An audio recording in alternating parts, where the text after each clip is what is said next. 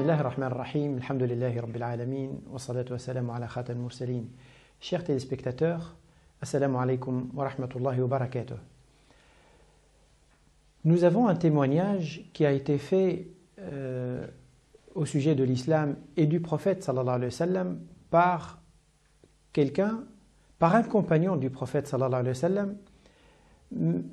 Donc le témoignage qu'il a fait, il a fait quand il était musulman, mais qui se rapporte ou qui remonte à l'époque avant qu'il ne devienne musulman. Et ce compagnon qui fait ce témoignage n'était pas quelqu'un, un homme ordinaire, c'était l'un des dirigeants de la Mecque, c'est Abu Sufyan, radiyallahu anhu. Abu Sufyan, pour ceux qui ne connaissent pas un peu son parcours, c'était donc l'un des dirigeants de la Mecque et donc il était à la tête de l'opposition contre le prophète sallallahu alayhi wa sallam et l'islam le long de la mission du prophète sallallahu alayhi wa sallam pendant les 12-13 premières années qu'il a passées à la Mecque, et puis même après quand il est allé, quand le prophète sallallahu alayhi wa sallam et les musulmans ont quitté la Mecque pour aller s'installer à Médine parce qu'ils ne pouvaient plus vivre à la Mecque en paix et en sécurité. Donc Abu Sufyan a continué bien sûr à diriger l'opposition et là il a mobilisé des armées pour aller attaquer Médine. Et donc il est resté dans cette attitude-là environ une vingtaine d'années jusqu'au dernier moment lorsque 3 ans avant le décès du prophète sallallahu alayhi wa sallam, dans l'un des derniers épisodes de la mission du prophète sallallahu alayhi wa sallam, il a mobilisé une armée de 10 000 personnes pour aller libérer la Mecque des mains des païens, des idolâtres, qui n'ont pas cessé, il faut le rappeler, à harceler les musulmans et à envoyer presque chaque année une armée contre Médine. Et donc le prophète sallallahu alayhi wa sallam avait décidé de reprendre la Kaaba et la Mecque de la domination et des mains des païens. Et il avait fait, bien sûr, il a préparé cette bataille-là d'une manière telle qu'il voulait éviter par tous les moyens toute effusion de sang. Donc, il a mobilisé un nombre important de combattants. Et d'ailleurs, quand ils ont assiégé la ville, quelques heures plus tard, pas seulement le siège, mais aussi le fait que le prophète sallallahu alayhi wa sallam a lancé des appels aux Mécois et aux responsables mécois qu'ils n'auront aucune inquiétude et que celui qui accepte en tout cas de ne pas montrer une opposition, une résistance, il n'aura rien à craindre. Donc les responsables de la Mecque ont accepté et décidé de se rendre. Parmi ces gens-là, donc Abu Sufyan, et pas se rendre seulement, mais après ils sont devenus musulmans, en peu de temps ils sont devenus musulmans, et ils ont gardé pratiquement leur vie sociale normale. Abu Sufyan fait ce récit-là donc après sa conversion. Il disait que quand j'étais avant non musulman, je suis parti une fois à la tête d'une caravane de commerçants pour faire de grands achats pour les Mécois, pour la Mecque. Et je me suis trouvé dans la région autour de Jérusalem. Et à un moment donné, on était dans les marchés à faire nos courses, on voit des gardes arriver, nous encercler et puis nous demander de les accompagner. On est parti, le groupe de commerçants, avec ces gardes, ils nous ont emmenés chez l'empereur de l'Empire romain ou byzantin. C'était Héraclius. Ils l'ont emmené, qui était en visite donc à Jérusalem.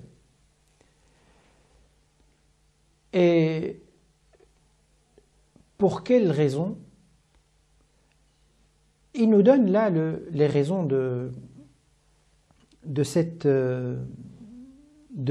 convocation, en quelque sorte, à la cour d'Héraclus, il dit, une fois qu'on est rentré dans son palais, à la cour, Héraclus convoque les Qurayshites, les habitants de Quraysh, ses commerçants, puis il demande à l'interprète pour leur dire ceci. Lequel d'entre vous est le plus proche parent de cet homme qui prétend être prophète? C'est moi, répond Abu Sufyan. Abu Sufyan était en fait le beau-père du prophète sallallahu alayhi wa sallam à ce moment-là. La fille de Abu Sufyan était musulmane, elle s'appelle Habiba et avait épousé le prophète sallallahu alayhi wa sallam. Donc, qu'on fasse approcher de moi cet homme, dit Héraclus. Et puis, il s'adresse de nouveau à son interprète, dis-leur que je vais interroger cet homme sur le prétendu prophète. Si cet homme ment, ses compagnons devront relever ses mensonges. Et Abu Sufyan a dit que par Dieu, si je n'avais eu honte de voir relever mes mensonges par mes compagnons, j'aurais bien menti sur son compte, sur le compte du prophète sallallahu alayhi wa sallam. La première question que Héraclus lui pose est la suivante. Quel rang sa famille occupe-t-elle parmi vous? Abu Sufyan lui répond, elle jouit d'une grande considération. Il lui pose une deuxième question. Quelqu'un parmi vous a-t-il jamais tenu devant lui de semblables propos, prétendre être prophète, annoncer une religion? Non, répond Abu Sufyan. Quelqu'un de ses ancêtres a-t-il régné? Il lui répond par la négative également. Non. Ses partisans se recrutent-ils dans les hautes classes, dans les familles aisées de la société, ou bien parmi les familles humbles? Plutôt parmi les humbles. Le soupçonniez-vous de mensonge avant qu'il ne tient ce discours qu'il tient aujourd'hui? Non. Est-ce qu'il trahit ses engagements? Non. Mais nous avons conclu une trêve avec lui en ce moment et nous ignorons comment il va se conduire au cours de cette trêve. Le récit qu'il fait se situe historiquement à un moment où effectivement les Mécois, le prophète sallallahu alayhi wa sallam et les Mécois ont conclu un traité, une trêve. C'était 6 ans, on appelle ça Sulh al-Hudaybiyah, environ 6 ans après l'arrivée des musulmans et du prophète sallallahu alayhi wa sallam à Médine. Donc il lui dit non, ils ne trahissent pas leur engagement, mais là on est en trêve avec eux et on va voir s'ils respectent ou non son engagement. Abu Sufyan dit que cette réponse-là, c'est la seule dans laquelle j'ai réussi à glisser quelque chose, une insinuation contre Mohammed. Et puis, continuant ces questions, l'empereur Héraclus dit, « Avez-vous été en guerre avec lui ?» « Oui. » « Et quelle a été l'issue des combats livrés entre vous ?» Il lui dit, « La guerre entre nous était tantôt en sa faveur, tantôt en notre faveur. » Que vous ordonne-t-il? Il nous dit de n'adorer que Dieu seul, de ne lui associer rien d'autre, de renoncer aux croyances de nos pères. Il nous ordonne de prier, d'être honnête, de bonne foi, d'avoir des mœurs pures, de rester unis avec nos proches. Alors Héraclus demande à l'interprète de dire à Abu Sufyan, « Je t'ai interrogé sur sa famille et tu m'as répondu qu'il était de bonne naissance. » Là, Héraclius va expliquer ou donner la raison de cette série de questions qu'il avait posées à Abu Sufyan au sujet du prophète sallallahu alayhi wa sallam. Je t'ai interrogé sur sa famille, tu m'as répondu qu'il était de bonne naissance. Or, les envoyés de Dieu ont toujours été choisis parmi les plus nobles du peuple chez lequel ils sont envoyés. Je t'ai aussi demandé si quelqu'un parmi vous avait tenu un discours semblable. Tu m'as répondu que non.